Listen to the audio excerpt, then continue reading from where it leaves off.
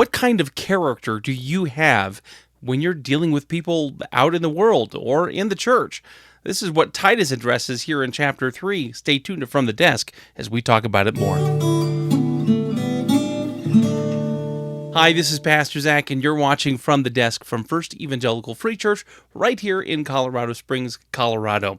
We're in the middle of a sermon series in the book of Titus, and right here in chapter 3, we do see how Paul has shifted slightly to talk about Christian character as it's observed in the world around us. Many of the themes that we've seen in the first two chapters are reintroduced right here in chapter 3. One of the key verses to the entire chapter is found right there in verse 8, where it reminds us that we need to lead in good works.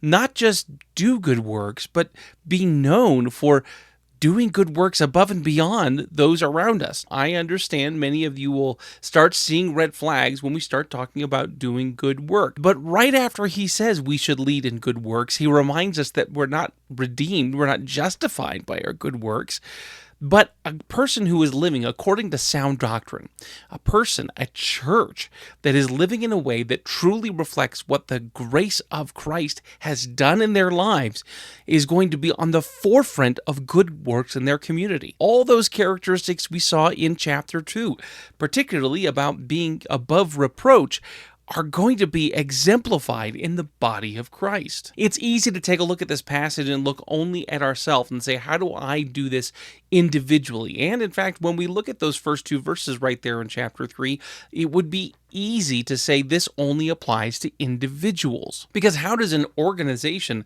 submit to authorities? How does an individual submit to authorities? Verses 1 and 2 tell us that we as Christians are submit to rulers and authorities. We're supposed to live in a way that is above reproach in how we handle the people that God has placed over us. Just take a look at that list of characteristics that we see in chapter 3. We're supposed to be obedient, ready to do good works.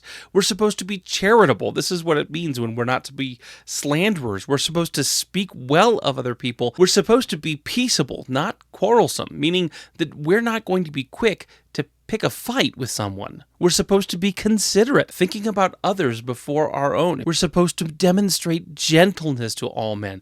It means our speech and our conduct is going to not be harsh, but careful and gentle. For most of us as individuals, we go through that list and we can say, oh yeah, we're all of those things. I don't need to worry about that. You even may look at your church, First D Free, for instance, and say, yeah, we exhibit all of those things. But let me ask you a question. When you examine your own life, how about your online content? Social media is one of those things today that really shows some of our innermost being.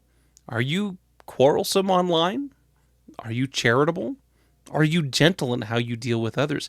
Are you acting in a way that if an unbeliever saw your Facebook posts, are they going to feel welcomed, loved, or are they going to feel attacked and hated? That never means that we accept someone's behavior, conduct, or belief statements that are clearly false, but it does mean we need to be careful how we're interacting with the world, both individually and corporately, especially today when we have so many charged political posts that are going around. People really have great big ideas that are in great conflict with each other.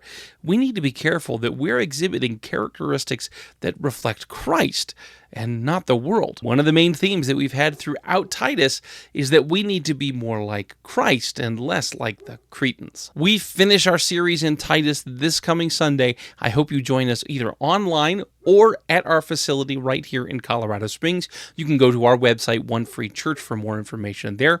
Look forward to seeing you next time. Thanks for watching From the Desk. Like, subscribe, share it if you'd like, and we'll see you next time.